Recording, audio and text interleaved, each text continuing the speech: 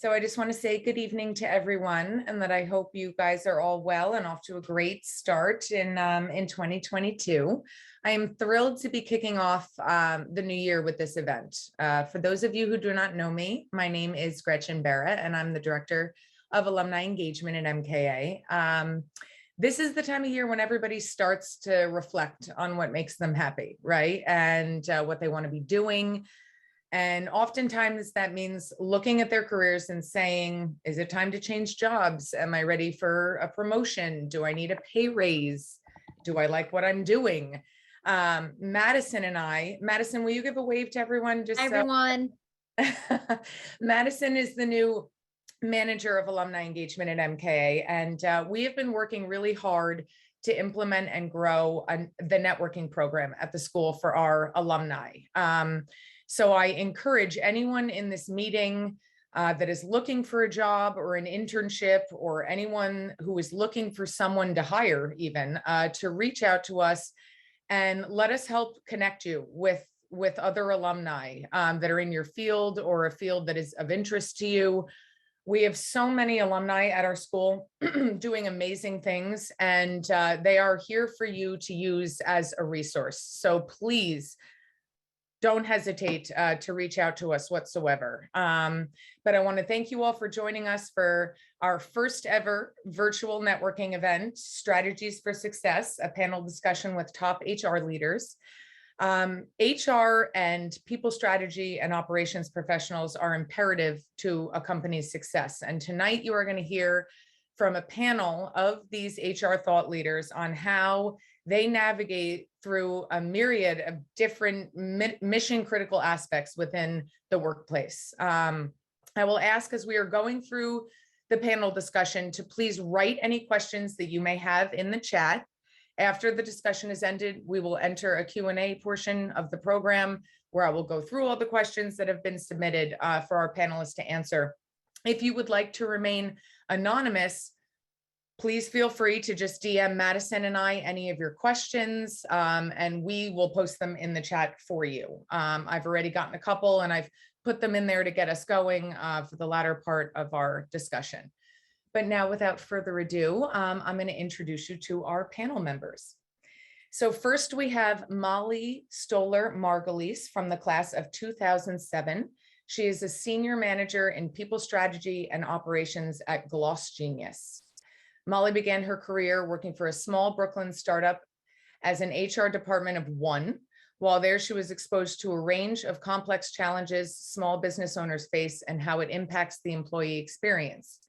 Curious about the duality of employer compliance and employee engagement, Molly then worked for two different professional employer organizations as a strategic HR thought partner to thousands of small businesses.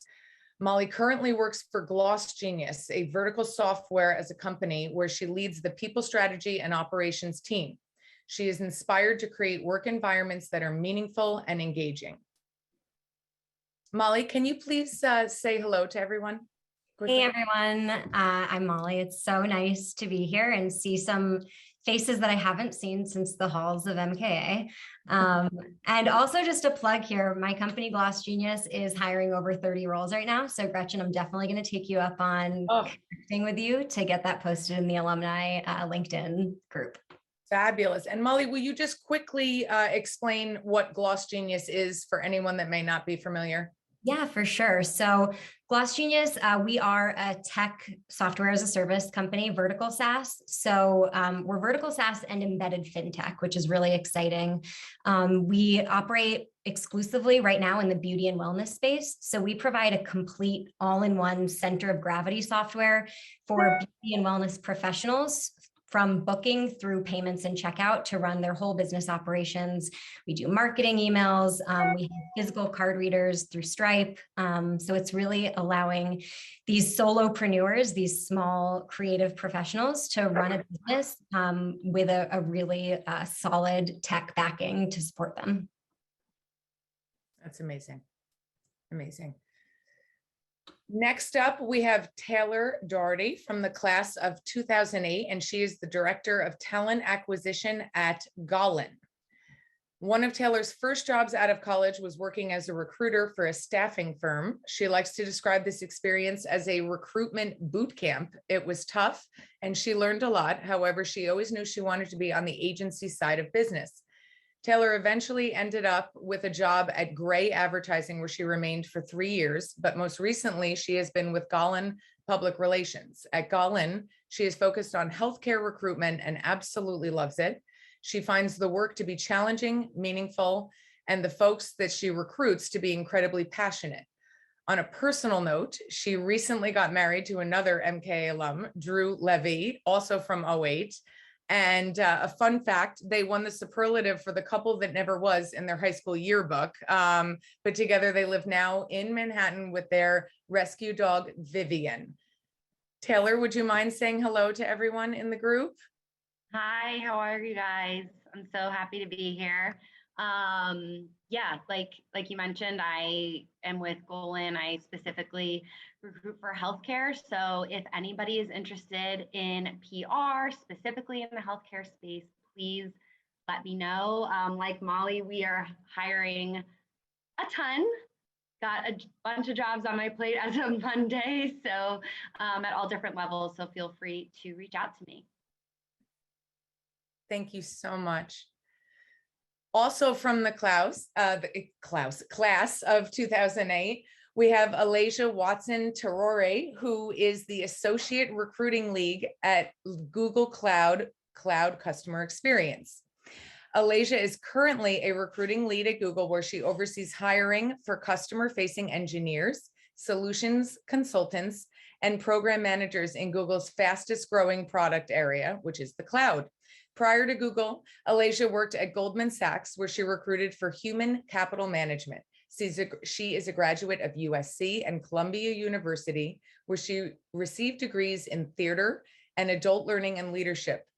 Her passion is helping companies with their largest and most important asset, which is people. Alasia, will you say hello to everyone, please? Hi, everyone. I'm so excited to be here. And yeah, like everyone else said, we are hiring a ton. I don't think there is a company out there who isn't hiring. The market is hot, hot, hot. So yeah, if you have any questions, of course, happy to answer them. Even if it's not within my specific department or area, always happy to try to make a connection or give advice.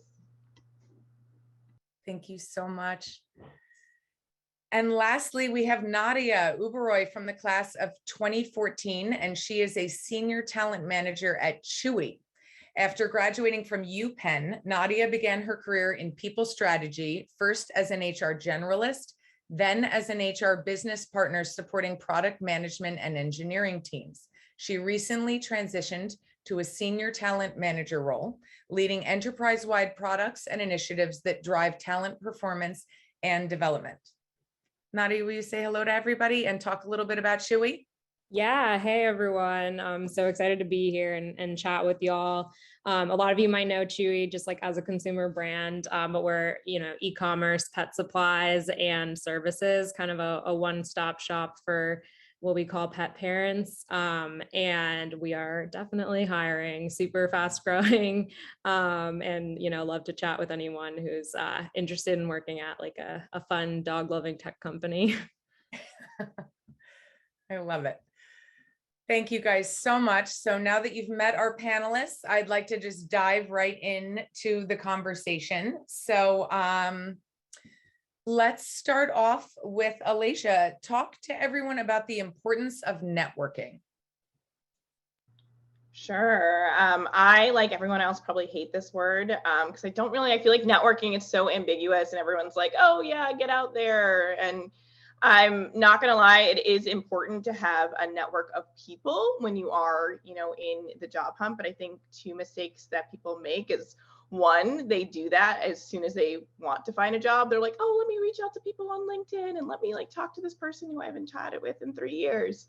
I think it's really important, no matter where you are in your career, you're constantly having conversations, you're reaching out to peers, mentors, constantly either, talking about your work or getting advice, so that when you are ready to make a move or you are interested in exploring something else, you're not, building from scratch.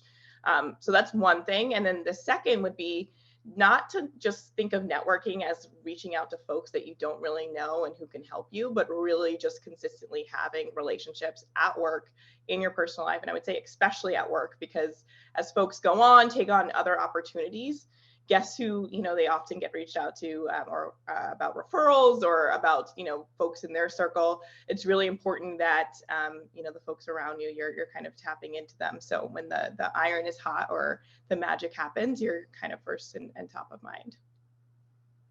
Absolutely. Does anybody else have anything they want to add from the panel? I would just add one thought, kind of like what you were saying, Alasia, keeping that kind of connection really well maintained throughout the process. I think a lot of something that my company tries to do is create this like alumni network for people who leave Gloss Genius, either to pursue other opportunities or for whatever reason, to really welcome them into that alumni community so that they can continue to stay in touch, so that they know the door is open to connect with anybody who's still at the company. Also, the opportunity, if they were to ever want to return, it's a nice way to kind of leave those opportunities open. And I also think if you have a great connection with somebody that you interview with for a position and you don't get the job, but you felt like there was a really strong connection there, you felt that they really liked you. Sometimes interviewers, hiring managers, recruiters will even go above and beyond and say, like, we really liked you, but for these reasons, we're not moving on in this process. Keeping a pulse and checking in with those people as well is a great way to just kind of have that warm contact going, because you never know what happens, and maybe it's not that job, maybe you can even help them in the future. These are just quick ways to build that network in more surprising ways. That's not necessarily people you've worked with or people that you've gone to school with. Absolutely. Absolutely.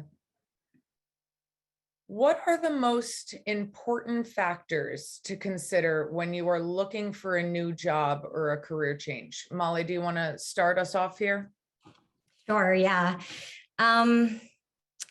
So I think this question is like scary for a lot of people because they feel like they have to decide like what the next 10 years of their life is going to look like. And I think that's shifting a bit now with like people kind of feeling more empowered to change jobs every 2 years or so, when that really wasn't like the recommendation even like 5-10 years ago. So I would say, like, don't try to boil the ocean with this question. Think about what is the most actionable way to get to the next level of your career. So I think thinking about like, what do I want to focus on? Do I want to be part of a collaborative team, or do I want to build something from scratch that's my own? Do I want to be a people manager in my near future, or do I want to really be a high level expert individual contributor? And then I think zooming out of it and thinking about what kind of companies are out there to support that growth. Do you want to work at a company that has a more established presence, or do you want to work at a really scrappy startup and get that kind of generalist experience before driving a deep spike into a specific level or industry or career advancement that you want to think about? And I also think it's important to consider, like, maybe even as I'm talking about this, I'm like thinking of a chart, like, what are your non-negotiables? Do you need to work remotely because you do travel a lot, or because it's easier for your lifestyle? Or do you want that hybrid or in-office experience? So I think starting with what's going to help me get to just the next step. What do I need on my resume for a title, for the type of company? What's going to make me more well-rounded even? And taking the pressure off of it needing to be a commitment beyond even a year. Interesting. Alasia, anything that you want to add to that? Yeah, I think that was all great. The only thing that I would add is, kind of to Molly's point of not boiling the ocean, of I think a lot of folks, when they think of a change or think of a new opportunity, they're like, they might be like, I don't like what I'm doing and I want to go do this, and they want to do it at the same level.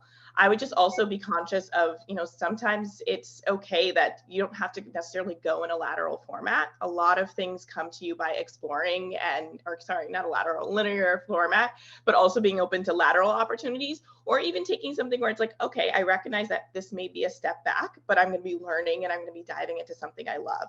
Too often I see people who pigeonhole themselves because they're, a manager in one space and automatically know nothing about a new space, but want to kind of keep that same scope and keep that same title.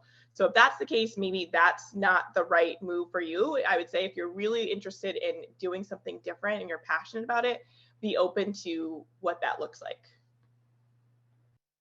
great advice. How do you know when it's time to change your job though and look for a new opportunity? Like at what point, when does that just become clear to you? How are you supposed to know that? Nadia, do you want to start us off here? Yeah. I mean, I think there's the advice I always give in this space is like, don't run from something, run to something. So you might be kind of unhappy in your current role, or, there's just things like you're always going to feel like there's things that could be better type thing. And then sometimes people are tempted to just jump to the next best thing that just feels like it'll be better than what I'm currently at. I think it's, especially in today's job market, when there's so many companies out there, so many different roles, it's always good to feel like you have an opportunity that's pulling you away from your current job, rather than, feeling like your current job is kind of pushing you out. So that's my little upfront, like, caveat, seed to plant. That said, some of the indicators that I would look for, in knowing it's time to leave is, whatever it is that's making you unhappy, if you feel like you've tried to raise it, and your manager wasn't able to address it or wasn't willing to address it. I think, generally with a lot of the things and like a lot of the reasons that people leave their companies, they don't really give the company a chance to address it, right? That might be compensation or like wanting to work on a different type of work or things like that. You can tell your manager that, and see if there's like an opportunity to help address that. And if you really feel like, A, if they're not willing to listen, or B, if like they're like, we really can't help you here, that's a good sign that maybe it's time to start looking elsewhere. That's really spot on, Nadia. I totally agree. The other thing that I would add to that, well, first of all, I don't condone this behavior, but earlier in my career, whenever I had like a really bad day at work, I dealt with my own frustration by just applying for a job. And sometimes that can actually open up great opportunities. I don't necessarily recommend it, but it is a way to kind of feel like, well, what else is out there? What else can I be pushing myself to do?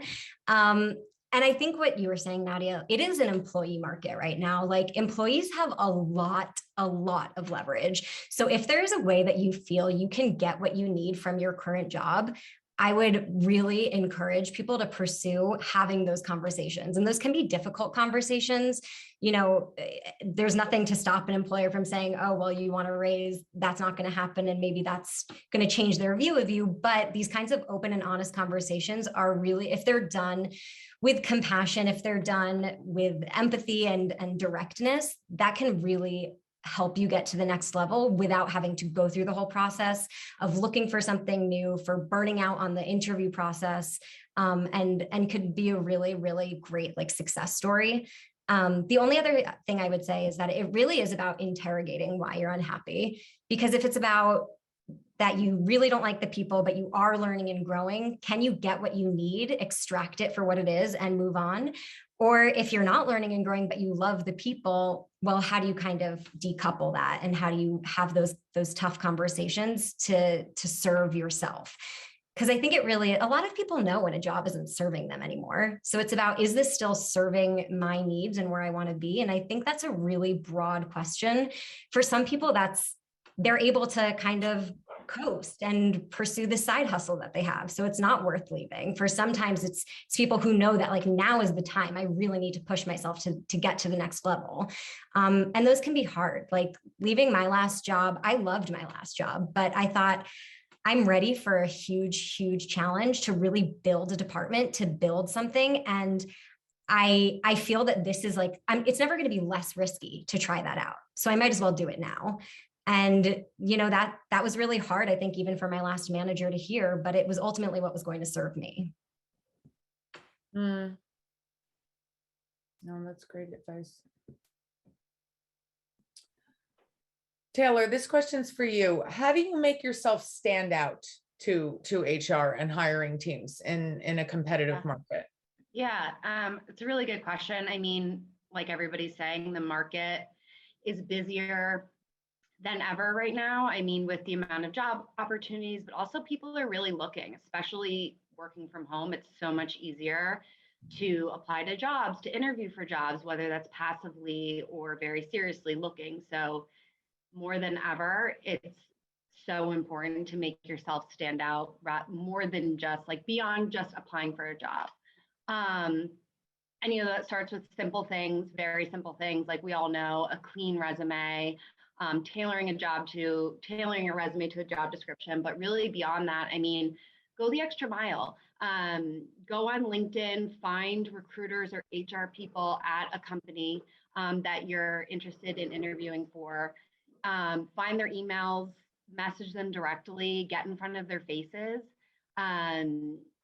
You know, send them a nice note, very like straight to the point, and use your connections. A few people here talked about your connections. Hold on one second. About using your connections. So that could be like, so maybe narrow down your list to a few companies that you want to apply to. Use your network or any people from high school, college, past colleagues working there. If so, send them an email, ask if you can hop on a call, even if that's to get some advice on how to, you know, get into the field that you want to, or if they can personally refer you. A lot of companies have referral policies.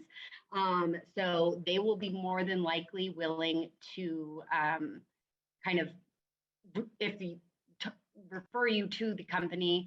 So definitely leverage that as much as you can. Maintaining relationships with colleagues that you have from previous jobs. That could always be a really great way of getting your foot in the door. Every time I have a new hire, one of the first things I ask them is, hey, do you know anybody? You know, you're great. So do you have any friends at your old company? So make sure also when you do leave a job that you're leaving on positive notes. And then just beyond that, you know, having somebody who interviews well, having that confidence, asking really great questions during an interview is important. You know, I would always have at least 5 questions that you want to ask every interviewer. And then, you know, doing your research, of course, on the company and the firm. So being really prepared. For instance, with Golan, we're a PR agency. So I expect everybody to be really doing their homework. So coming to me with a recent campaign that they were interested in always puts them in front of mine from other candidates. And lastly, this is a big one, but I have to say it's kind of a dying thing, a strong thank you note. You would be surprised how many people don't write thank you notes anymore. I always recommend to my candidates to mention something that stuck out to you during the interview. Put it into your thank you note. It shows the hiring team that you were listening, you were paying attention, and you were engaged. Some hiring managers are super traditional and they will pass on a candidate if they don't receive a thank you note. Or some hiring managers will be on the fence about a candidate. Okay, they were all right, but then you send this great thank you note, so well written, so appreciative, and they're like, you know what, let's push them to the next phase of the interview process. So there's a lot of things that you can do just beyond applying. Again, network.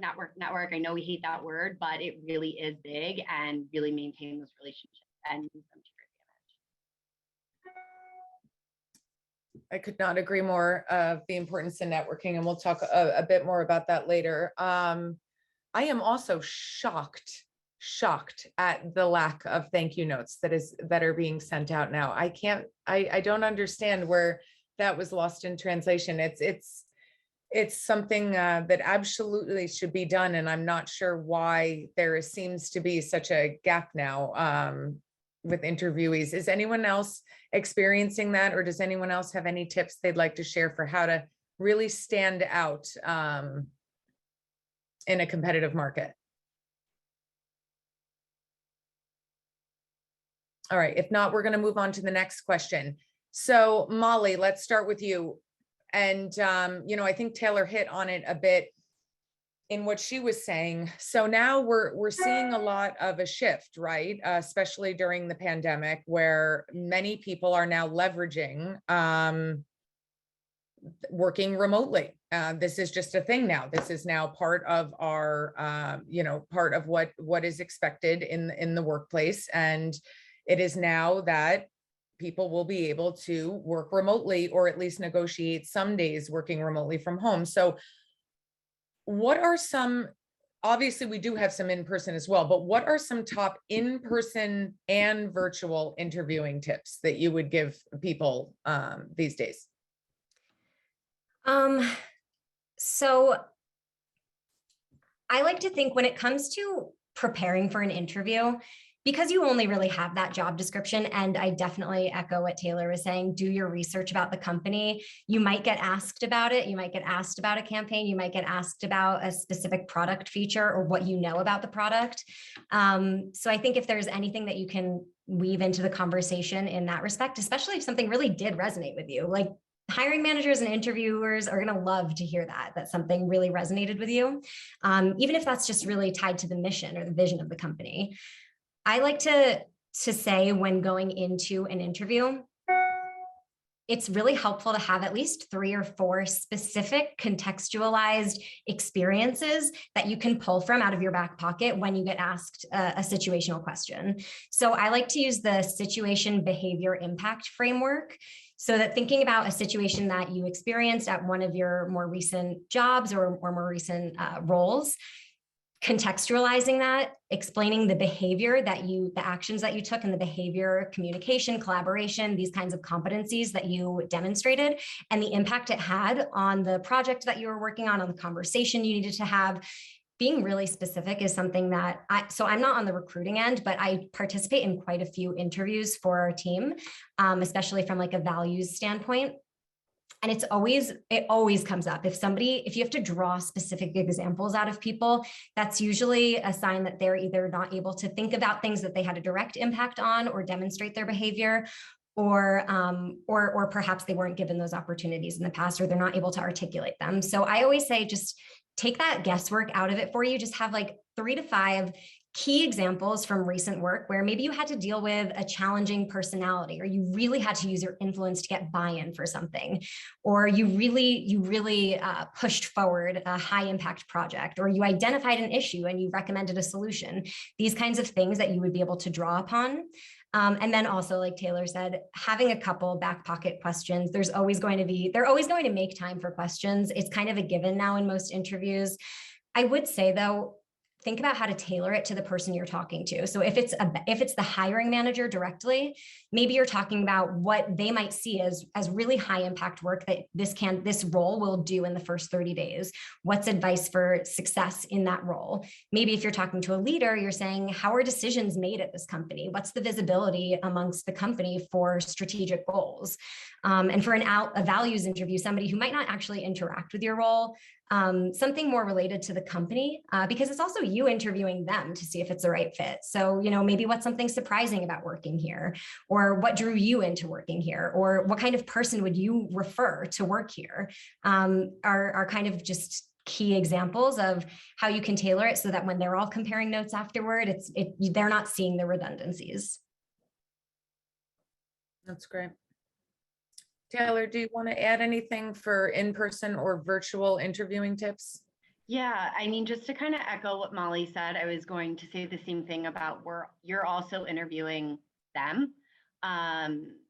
So think about what is important to you in a new job and make sure you get those questions answered. And if you don't feel like you did and you don't feel completely fulfilled, talk to the recruiter, ask if you can meet more people. Within reason, of course, and assuming the timing works out. But I've had that happen all the time. And honestly, I prefer when candidates ask me that, because I want to make sure that they are sure about the job, and share those questions so that we can share it with the team and get them prepped.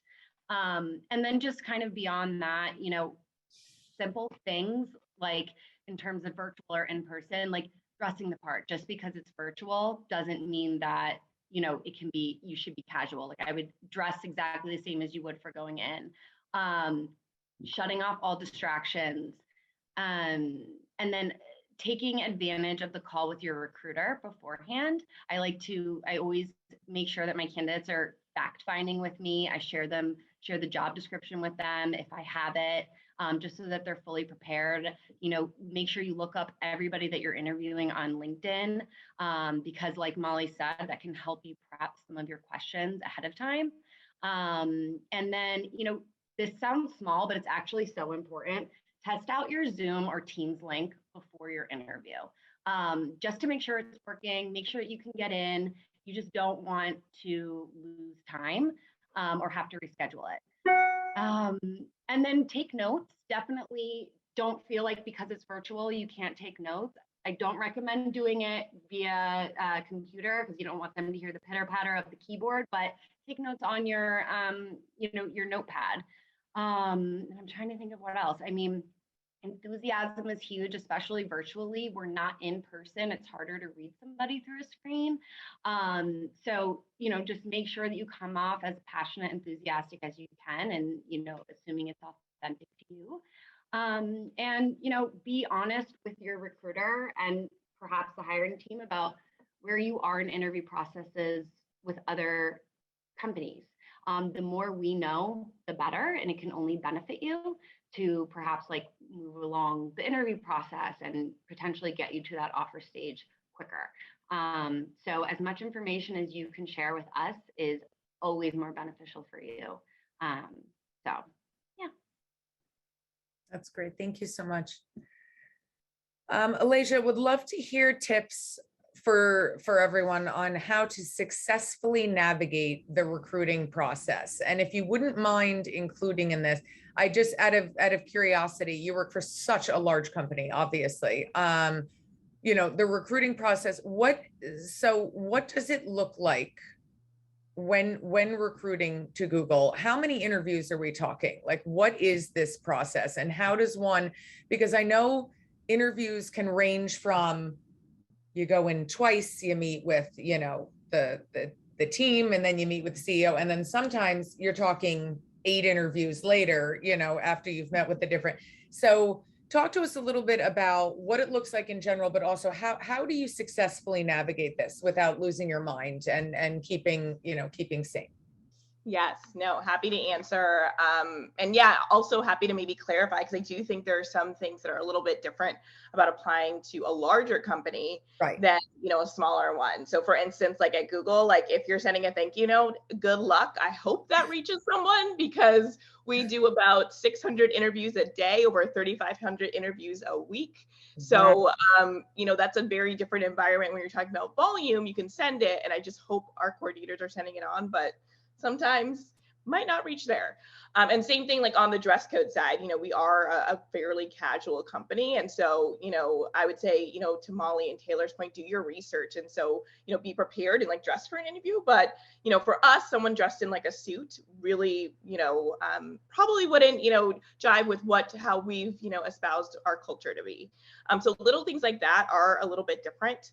I would say in terms of navigating a larger process, I would say first from the get-go, just being really intentional. I think in general, folks are intentional with their resume, but being extra intentional when you're applying to a place that might have a ton of jobs.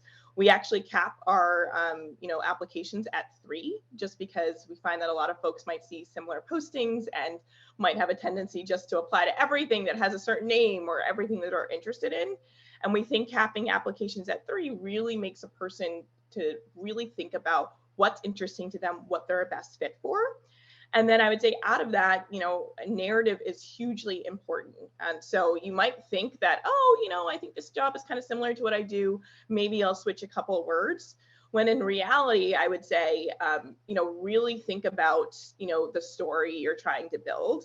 And, even if it's something that you're not directly doing, you can pull out a story. If you are someone who is, let's say, in HR and you're really interested in being a program manager and supporting a product, I bet there's a ton of program manager things that you've done in HR that are applicable to the role. And so just making sure that that's really evident.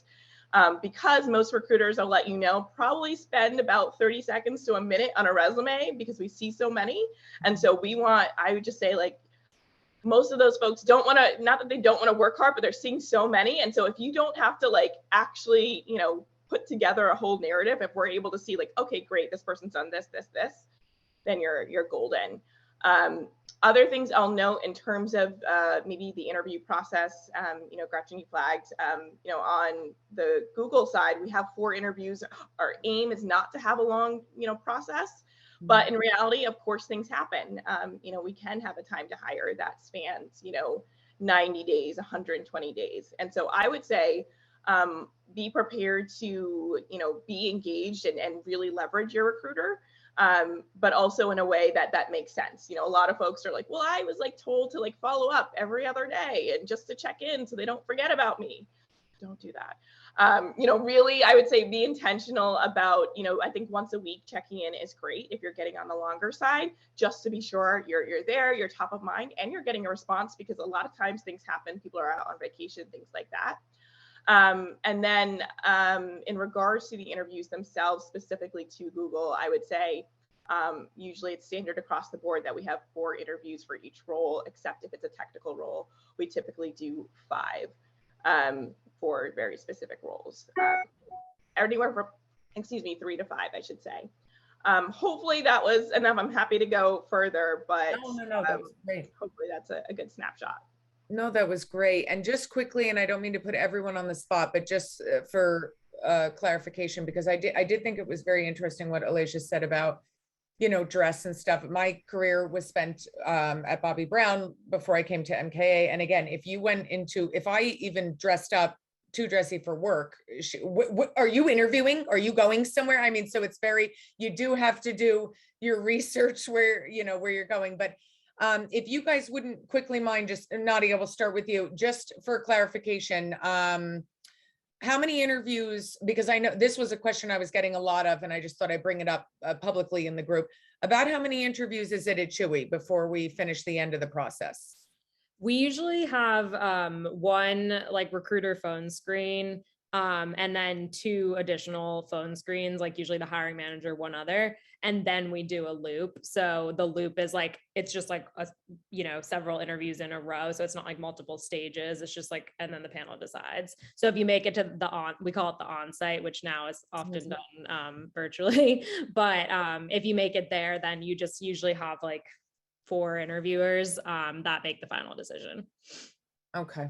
Molly, how about you? We similarly, our sourcers, our recruiters do that first initial phone screen. Then we're a remote friendly, mostly remote company.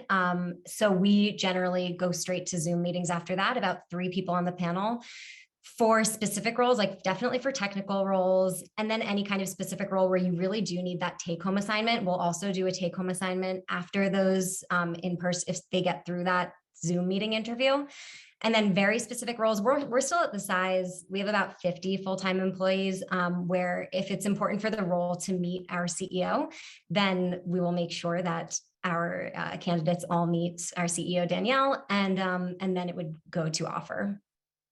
Okay, interesting. So just so everyone understands, we're talking obviously smaller to larger companies, but just trying to paint a picture of the process. Taylor, how about for you? Depends on the role, but typically anywhere from, I'd say 3 to 5. 3 is low, probably 4 or 5, depending. And we also do a take-home project, depending also on the role. Okay. Yeah, typically a writing style project. And that's the final stage. And then you go to offer potentially. And of course, phone screens with the recruiter. Okay, great. Thank you guys so much. Nadia, what in your mind, you obviously work for one of the largest in the country, the fastest growing, tech companies. What are you guys looking for in young professionals? Yeah, so I mean, I think Chewy is definitely a unique beast because we're growing so fast, and we're looking for people who are really gonna kind of come with us on that journey, from being, I like to call it we're kind of in a puberty, awkward teenager stage. We're not quite a startup anymore. We're a public company, 25,000 employees. but we've grown so fast that like, you know, not super established yet. We still need people to build, not maintain, and things like that. So, you know, Chewy specifically, I would say, you know, we're looking for people who can really operate in a fast-paced environment, be super agile, and, you know, kind of go with the flow. People who are really innovative, you know, like everything's really competitive right now. So never looking just to kind of maintain the status quo. We always want people who can drive things forward. More broadly, I think, because like, you know, those are probably traits that a lot of companies are looking for, but I think the other just things I would throw out there are authenticity. So I think like, just like, as we're talking about all of these like, you know, practices in the recruiting process and just like how to make yourself stand out, in my opinion, like if someone seems inauthentic in any way, that's just always it's a major red flag, right? Like if it feels like you're kind of trying to like put out a certain perception, or like not really like being genuine about your interests and your experiences and things like that, or just like not being genuine about who you are, like that's not always a great thing, or it's usually not a great thing. The other thing is like, if you feel like you can't be your authentic self to some extent, then maybe that's not a great company, right? If they're not valuing kind of you, and especially in this climate of like an emphasis on DEI and like, you know, what you uniquely bring to the table and the person that you are, you know, it's always good to feel like you can kind of be your genuine self there and bring that air of authenticity. The last thing I would say is, I mean, there's so many things I would say, but this is like the last thing I'll say here is, this is more of a concrete skill, just like data analytics. That's going to be useful to you in any job. If you ask me, like, you know, what are companies looking for? Like, even in my job, I work in HR. You don't think that's like a super data analytics heavy field? Like it is. Every role you do, you're going to want to kind of have some experience, abilities in being able to analyze data, make a case with data, show the impact of your work with data, present data. Like it's always something to highlight, I would say. That's extremely important and great advice. Thank you so much. All right, so now before we open the Q&A, I want to talk. We've talked a lot about how to get the job, what we should be looking for, but now we have the job. Alasia, what competencies and skills are especially important to a company's success? Yeah, I think, you know, for anywhere, or at least something that I look for on my team is, you know, someone, we call it GCA at Google, which is general cognitive ability. But really the notion is that, you know, having someone who has the ability to operate in ambiguity and navigate ambiguity is huge. A lot of times, you know, we're growing so fast, folks are thrown into situations and we don't have things built out, where a lot of it, it's like, oh, great, we're going to go, you know, build this, you know, team here in, you know, Pune, India. We don't have a structure in place. Can you figure it out? And so for us, what's most important is not necessarily, you know, all of the accolades that someone has done, or all the list of things they've done on their resume. Yes, that's a plus, but really the skill set is, does someone have the drive to be able to actually maybe reach out to folks, learn, figure out how to put things in place? And I think that's really important. Once you're at the job, being able to be comfortable with that and being able to say, like, I don't know how to do this, but I'm willing to find out. And so that's usually what we see as a predictor to success, and it's actually one of our interview areas. So we solely interview on that, and one of our assessment areas. So I would think that's kind of number one. And second is, you know, proactiveness, which kind of goes hand in hand with that, like being able to, you know, say without ask, like, hey, can I jump in on that? Or what's on your plate? And that's something I actually wanted to flag earlier. You know, a lot of the times when folks are applying to roles, they're thinking like, oh, I want this. If someone would just give me a chance, like I could get in there. When really, when companies are posting jobs, it's because we want someone to come in and we can just be like, here, please, oh, thank God you're here, and just take it off their plate. People are drowning usually when they're posting jobs. They want folks to come in.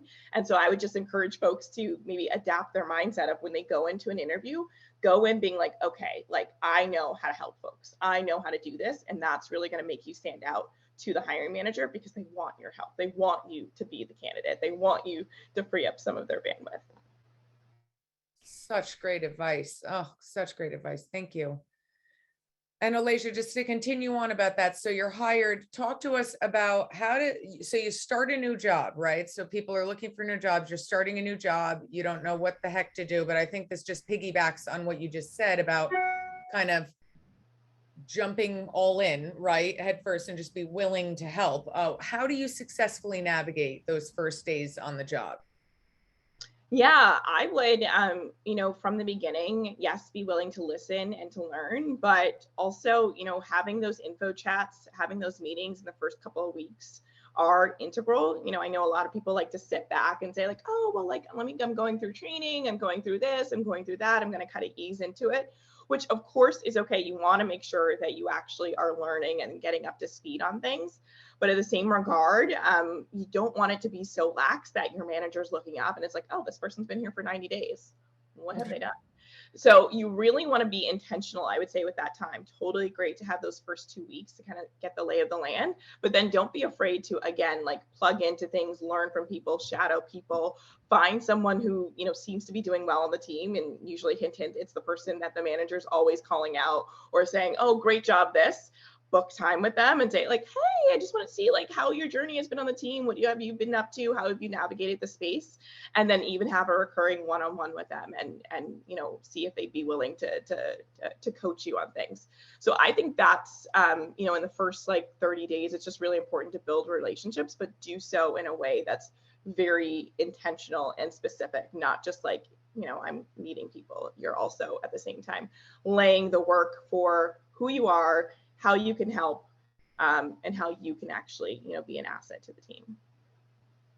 Again, amazing advice. And I think it's very transferable to even those that are starting a new work environment in a remote atmosphere. You can still identify those people and make sure to carve out time with them. It is obviously more difficult than if you're in a workplace and, able to jump into somebody's office or just knock on the door. But I think it's very transferable advice for even those that are trying to navigate a more remote, work style. Molly, how can someone advocate for their own well-being in the workplace?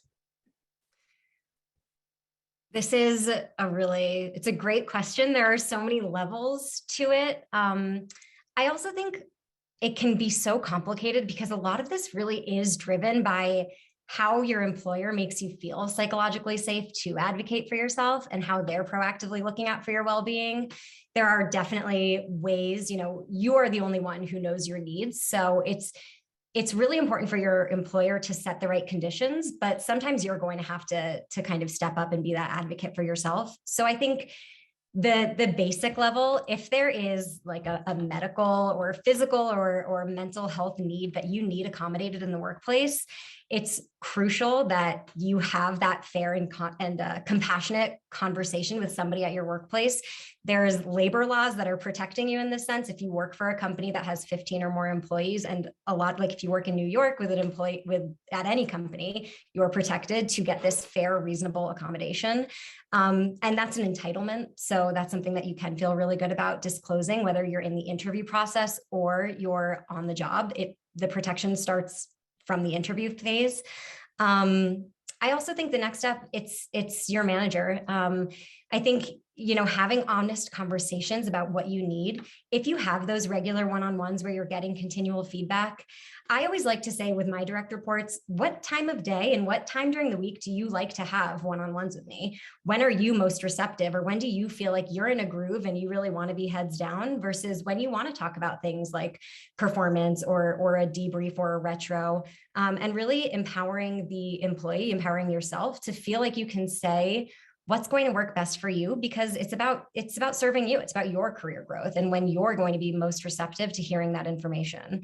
Something that we like to do at Gloss Genius, which is something that we as an employer recommend for everyone, is, on day one, when we're doing our orientation, our onboarding, we say, hey, take a minute today. We even have a slide in our deck that's like, hey, we're going to play some music, go update your Slack profile, put your pronouns in, put your title in, your department, and put some ways that you like to be engaged with. What's the best way to talk to you via Slack? Do you like being communicated with via Slack? Is it urgent things only? How do you like to be communicated with via email?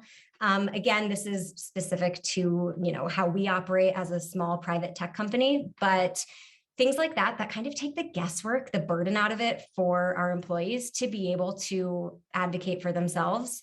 At a larger company, you're going to have things like employee resource group, perhaps like even programs, lunch and learns, communities, events that are going to help you kind of find your people.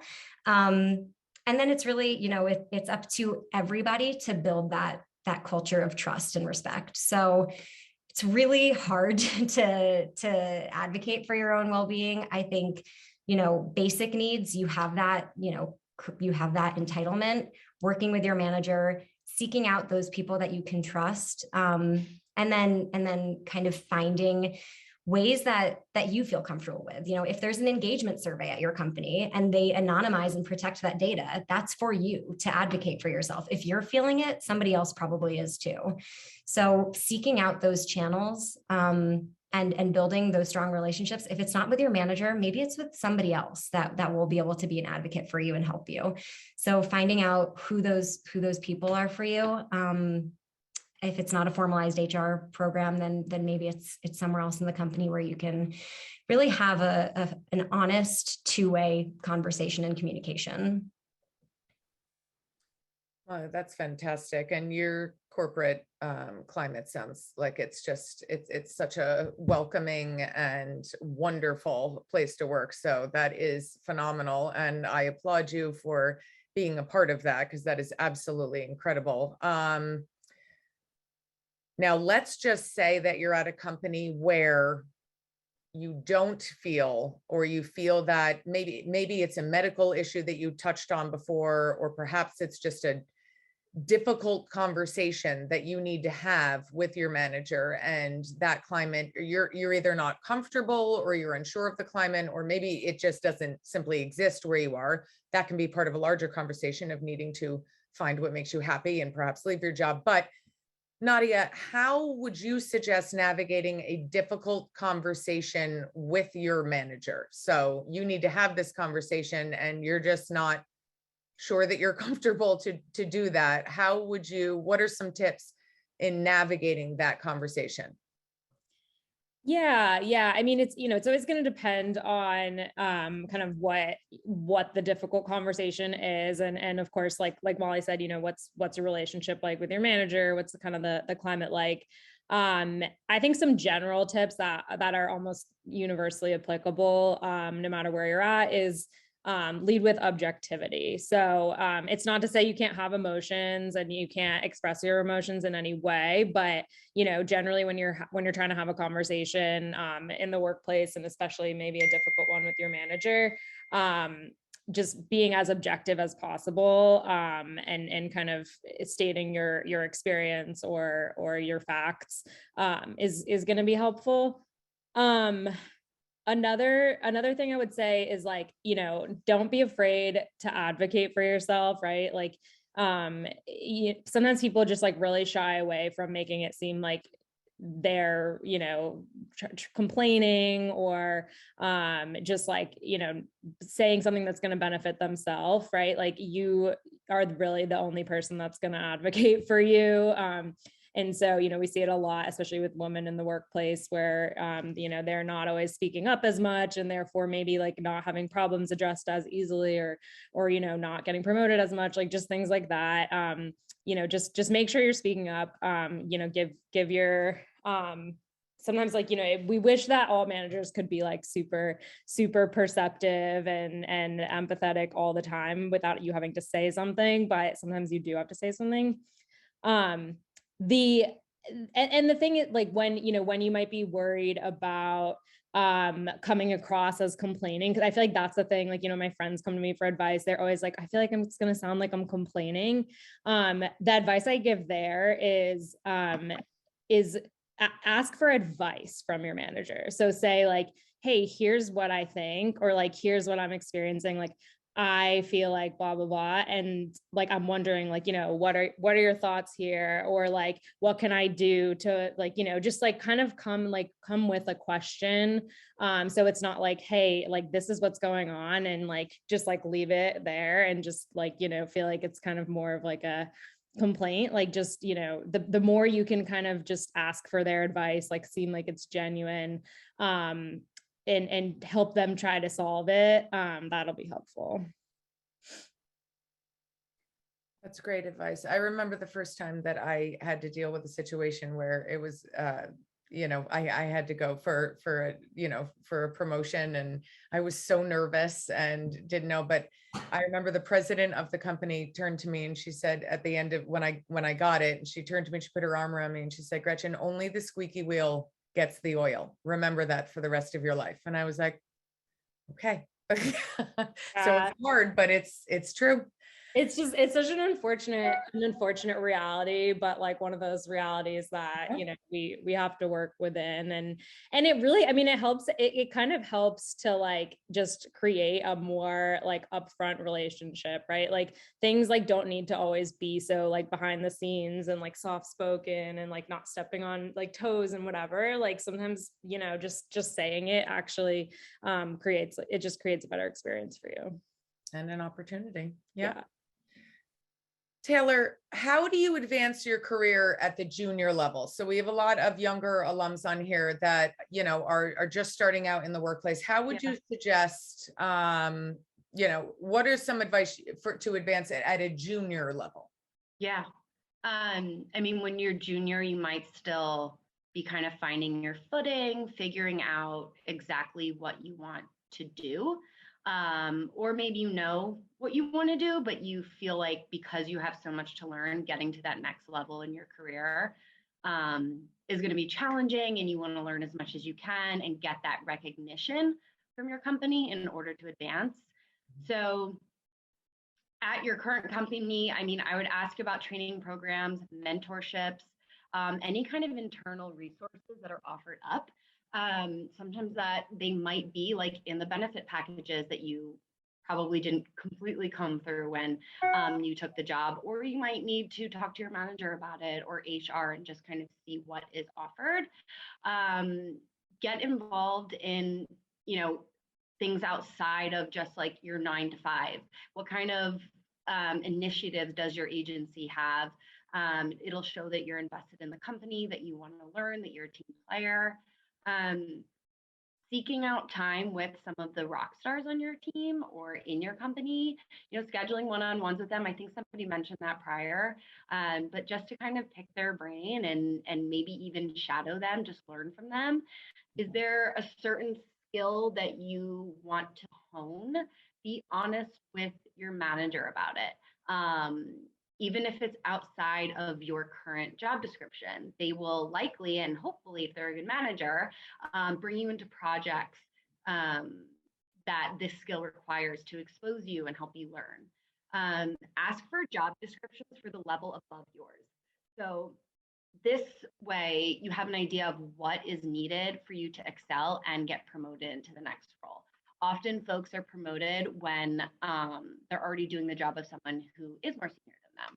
So having that already sheet ready for you so that you can start doing those things in the prime moment will help you get there. And then just, again, like initiating career development conversations with your managers. Don't be afraid to tell them like, hey, I'm getting, what does it look like? What does my 6-month plan look like?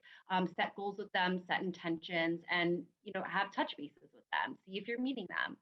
Ask for feedback. Don't be afraid of feedback, positive and negative, and be open to it. Sometimes it can be hard to hear what you need to work on, but try not to take these things too personally. See it as a learning development moment. Everybody has things that they need to work on. And I think that it's people who get that feedback and actually use it to get better and improve is when managers and, senior leadership are like, okay, wow, they're really, they're proving that they can evolve and they can get better and that they're talented. So don't shy away from those conversations. Talk to people outside of your team. It's great for internal mobility. So maybe you realize you want to switch departments or even careers. So seeking out internal movement first can definitely be key. So getting to know people outside of that, your department can only leverage that. So learn about different skill sets. More you know, the better. And yeah. No, that's great. Thank you. Yeah. I'm going to ask one last question and then we're going to go to our Q&A section.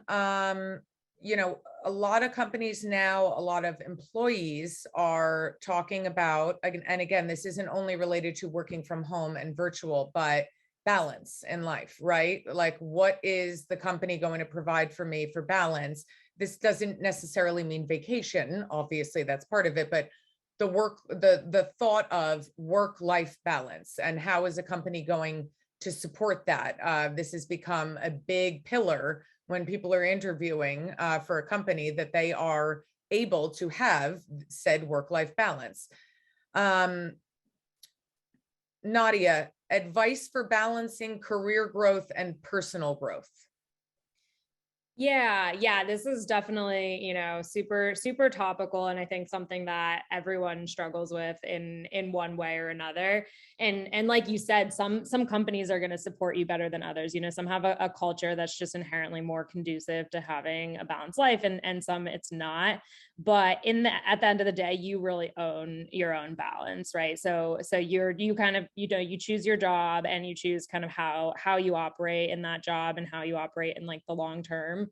And some people tend to like gear more towards the like overworking hard, burning out early on because they like want to get somewhere really fast. Some people are more on the other side where, you know, they wish they had worked harder earlier on and they don't have to work as hard now. So there's the whole spectrum. But I think it all comes back to making sure you know yourself and what you value, and being okay that like those values might change in any given time in your life, right? So like right now you ask yourself like, okay, I feel like I'm being pulled more into like the work direction, and I feel like I'm giving a lot more to my job than I would ideally want to. It's like, okay, well, what am I sacrificing in doing that? You know, would my attention be spent better somewhere else? My time and energy be better spent somewhere else? And, you know, it does it align with my values right now? So it's kind of that balance of like, you want to enjoy your time now. You want to enjoy the now. You know, you want to make sure that you're setting your future self up for success. But at the end of the day, right, if you're burning yourself out or you're, you know, you're not working hard at all, then that's never going to be like, either end of the spectrum isn't going to be good. But, you know, knowing that like whatever you're doing is aligning with kind of like where your focus is in that moment, what you value. You know, you just had a kid or something like that, you know, your values are going to change, right? And like, so just kind of always asking yourself that, just because you were like one way at one point in your life doesn't mean you're always going to be that way. And just always put yourself first. Yeah, you know, it's just a job. Everyone, like at the end of the day, the company is a company. And so sometimes it's like hard to remember that when you get really sucked up in like the day to day, but job is just a job. So if you ever feel like you're just like really, really burning on, it's like really having an impact on your personal life, find another job, especially right now. Come to Chewy. My last plug. No, I'm just kidding. But yeah, no, it's like there's always another job out there if you feel like it's not something that you can escape at your current job. I appreciate that. Thank you. I'm going to start reading some of the questions. I hope to get through them all, but I'm trying to be respectful of everyone's time. So we'll try to get through them all.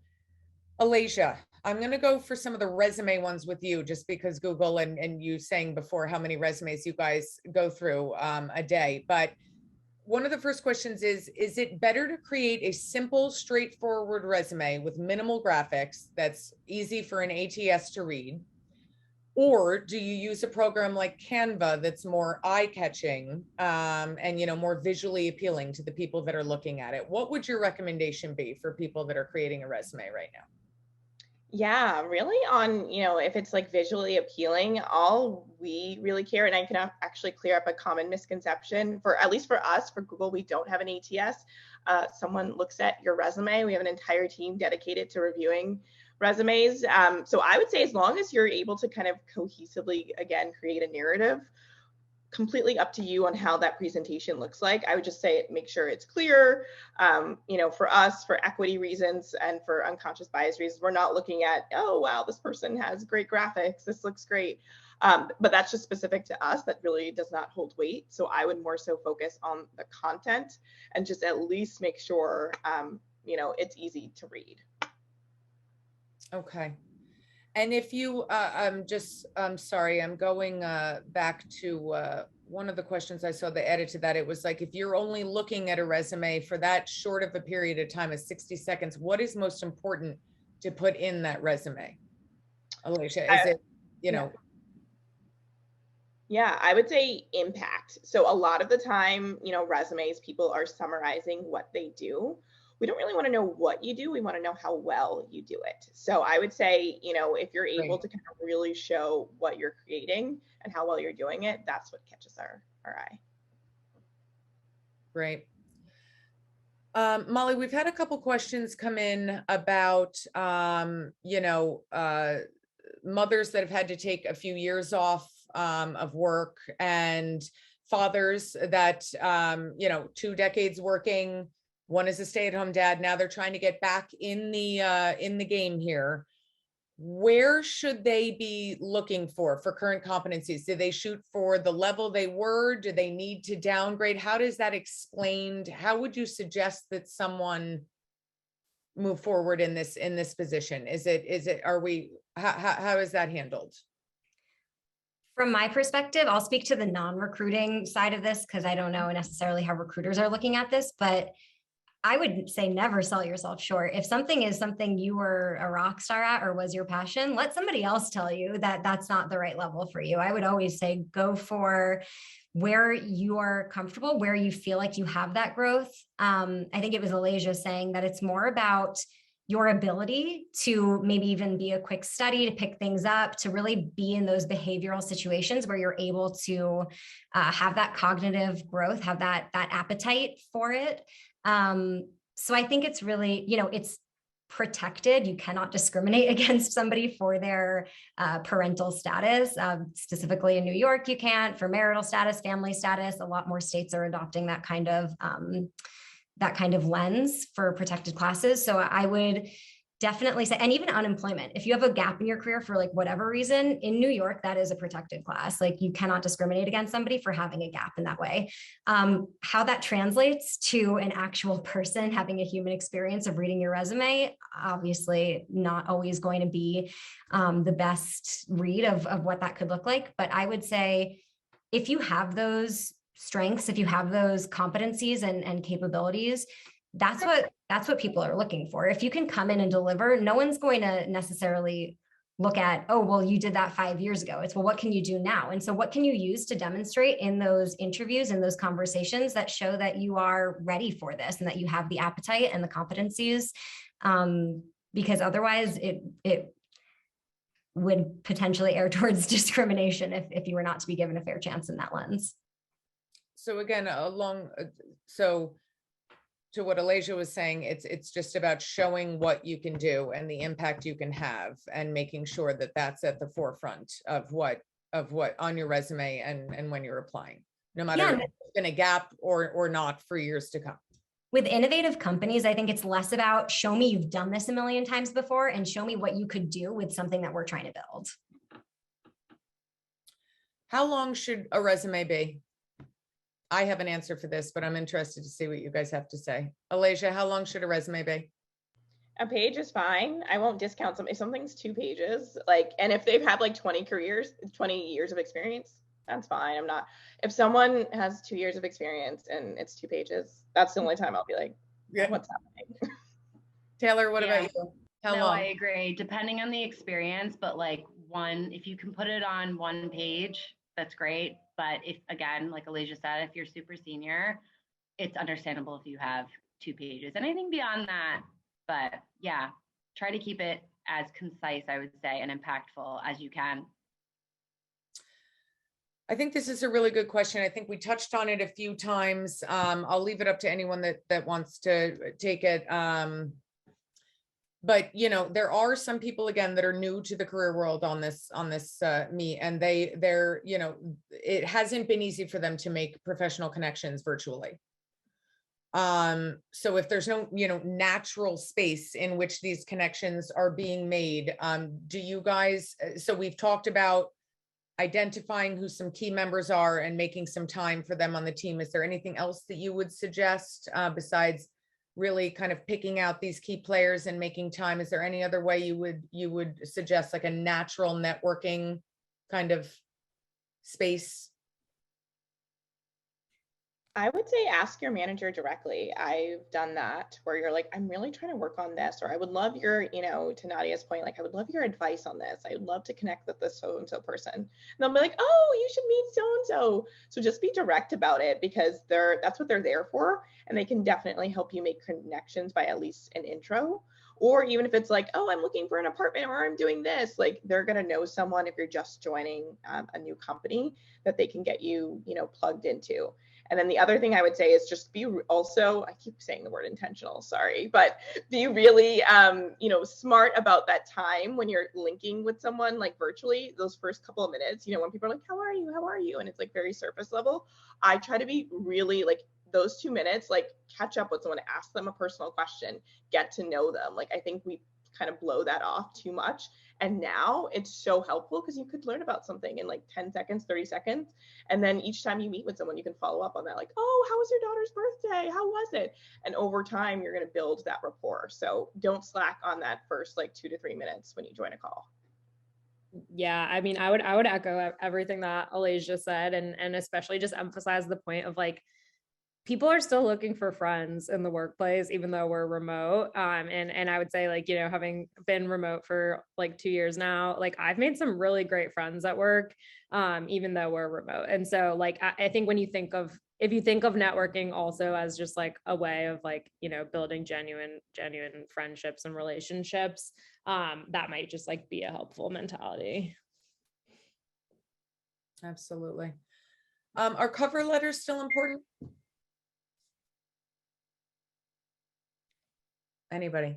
For me personally, they're not.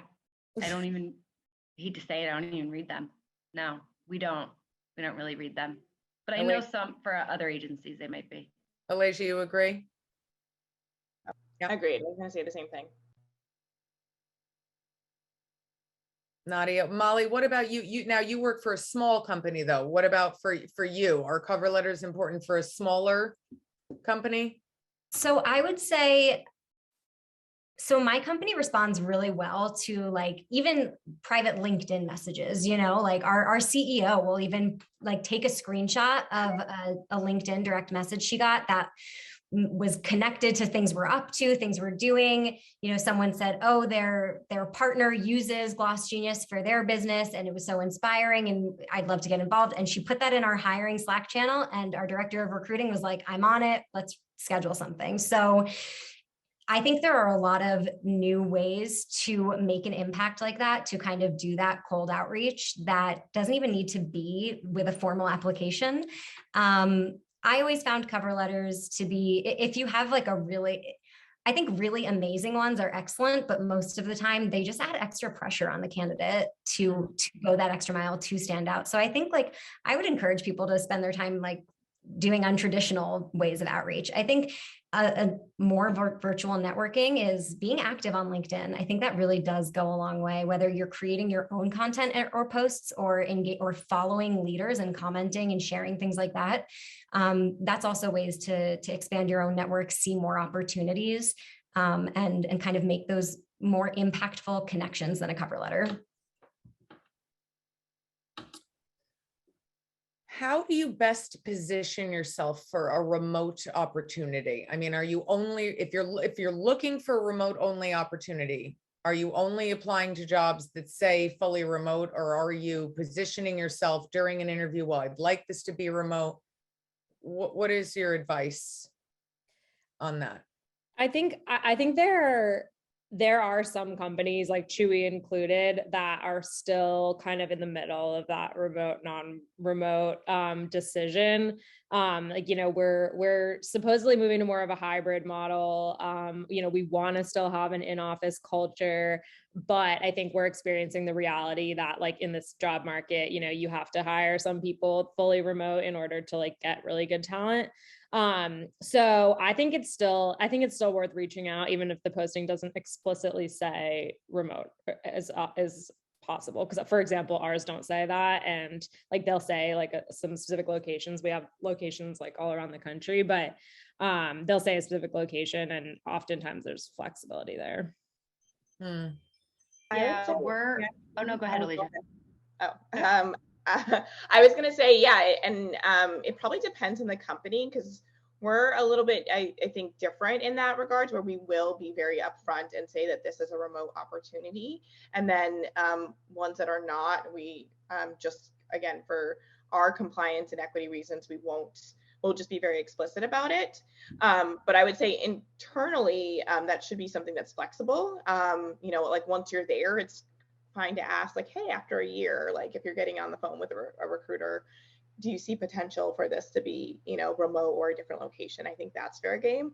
And then I also was going to say it depends on level as well. So something, you know, maybe on the undergrad or early career side, probably not going to be as flexible there. But if we're looking for a super niche role, I say it's worth, you know, asking and applying, because, you know, we know that's a unique skill set, and you never know when you get on the phone if you're looking at something pretty high up. Right. So we talked a little bit before, and this will probably be the last question I ask before I ask all of our panelists to just give one very quick piece of advice, if they only had one piece of advice to give to all of you before we leave today. But last question, we talked before about sending a thank you note, and then if you're waiting, to not follow up more than once a week. And I literally cannot agree more with this as someone that's hired teams of people. I love everyone following up with me, but at the same time, you absolutely should not be following up more than once a week. I would almost stretch that to 2 weeks, if, you know, based on vacations and etc. But if you receive a rejection letter, or you get a rejection, how long is it appropriate to wait before you apply to another position at the same company?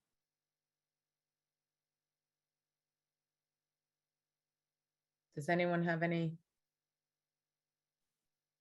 I think it depends on if sometimes when we reject people, I'll get an email from them asking to connect, or I'll tell them via phone. Pretty much, I like it to be pretty personal of why we aren't moving forward. And they might say, okay, I totally get it. Is there another role or another team with my skill set that you think I would be better for? So that can be a conversation that you can always have. But I don't think that there's really a number. I wouldn't do it right away. Like, let's say that you just really didn't do well in the interview and you just weren't the right fit. I wouldn't do it right away. But I would even, rather than just applying again, I would reach out to that recruiter or somebody in HR, reintroducing yourself, maybe with an updated resume with some new skills or new, you know, achievements, and, you know, kind of recognize that I know it didn't work out last time, but I'm really interested in this specific role. Can we chat? Would love to talk to you about like why I think I might be a good fit for this. So really just being honest and transparent, and keeping the door open as much as possible. Yep. I can speak for, we have not an official guideline, but we generally say 6 months if it's the exact same role that you're applying for, or the exact same team. Just because our team likes to see like development of skills, and, you know, to Taylor's point, maybe you have some additional data to include. But I would say if it's for a different team, if you're like, oh, that actually just wasn't the right fit, go ahead and apply to, you know, a new job, because, you know, that's not within the same team. It's a completely different skill set, and you never know. It was probably just not a great match. Right. All right. So just in a quick fire round, you have one piece of advice to give everyone on this call before we wrap up, I want to know what the one golden nugget of advice is. I'm just going to go in order of my Zoom screen, so I apologize. Nadia, do you want to start? I was not prepared for that. I mean, I guess like probably just kind of summarizing something I said earlier was like, you know what you value and make sure that, you know, your decisions in your career and your job kind of align with that. That's great. Molly? I have two things because one is like very tactical and one is more kind of general ethereal. I think the first one, the more kind of generalized one, is like, be really honest with yourself, because there's no like inherent good or evil in what you actually want out of your career and out of your life and out of your work-life balance. So again, going back to like doing what serves you, just being really honest, like what does that look like for you? What does a fulfilling and engaging career and life look like for you?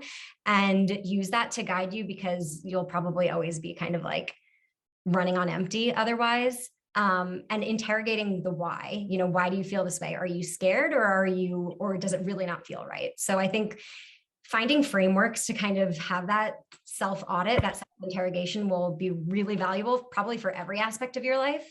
And then my really tactical piece, I've done this for almost every job I've had professionally. I always, when I'm setting up my inbox, my calendar, I always make a gold star folder, just like for me. And I put every good piece of feedback, every shout out, every, like, even if it's a screenshot of Slack, and I'll like drop it in my email. It's really great to look back on when you're doing a performance review or a self-reflection. It's really good so that you never feel like you're in a defensive corner if you have to advocate for yourself, that you have this already locked and loaded folder where you can look at all of your biggest achievements from other people's perspective. So that peer feedback, upwards feedback, manager feedback. It's a continual process. It will make your life so much easier, whether you're doing a performance review at your work or you're interviewing for another job. You have all of these specific examples to reference. And it's just a very easy thing to always keep in the back of your mind. I absolutely love that. And I love giving myself credit. So Madison, this is something I'm going to start doing immediately as of tomorrow. I love that. Alicia, what about you? I would say, yeah, it was something I said earlier. Just really, when you go into a job search, go with the intention of like, how can I, like, I've got this, like, I need to help this company, versus like, let me just get my foot in the door, just give me a chance. Great advice. Completely changes the conversation and the interview dynamic. So that's my one piece. And always ask the manager or the hiring manager, like, what do you need right now? What could I take off your plate? I think that's always a great question, and they always highlight that when they come out of an interview. And it shows a level of confidence, right? Which is you can always, whenever you're interviewing a candidate, right? One that you know is coming in with that level of confidence is always the ones that stand out, right? Absolutely. Yeah. Taylor, what about you? Yeah, I think knowing your worth and not being afraid to ask for what you want and advocating for yourself. Oftentimes, so many, I think, employees are nervous to have those kind of honest conversations with their managers, with HR. And I think that you'll surprise yourself. The more honest and confident you are, probably the further you will get.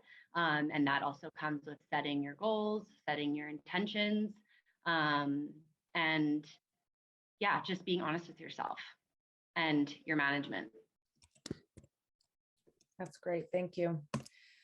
It's 7:59 and this went till 8. I'm so happy. This is wonderful. I want to thank all of our extraordinary panelists. These women are truly incredible. They are absolutely the advice that they've given tonight and the insight that they have given is so unbelievable. And I feel incredibly fortunate to have listened to them. Honestly, Nadia, Alicia, Molly, Taylor, I cannot thank you all enough. You guys are absolutely incredible. And I thank you for your time from the bottom of my heart. If anyone has any questions, follow-up questions for them, they can feel free. I just put my email in the chat and I will make sure to get it. Any and all questions to them. Oh, Denise, that's wonderful. I'm so happy that you guys had a great session. We have recorded this. I'm happy to send it to you. Afterwards, I've already gotten a bunch of people that unfortunately were either stuck at work or whatever that have requested the recording. So I'm happy to do that. And I also want to just reiterate that our office is open for anyone that is looking to network or make connections with other alumni. That is what we are here for. And you can absolutely reach out. There are thousands of alums that are here as a resource to all of you. So again, I just want to thank our 4 extraordinary panelists this evening. They are so wonderful. Ladies, I cannot thank you enough. And thank you all for joining us tonight. I hope to see all of you soon. Thanks all. Thank you guys so much. Thank Have a great you. night. Bye, everyone.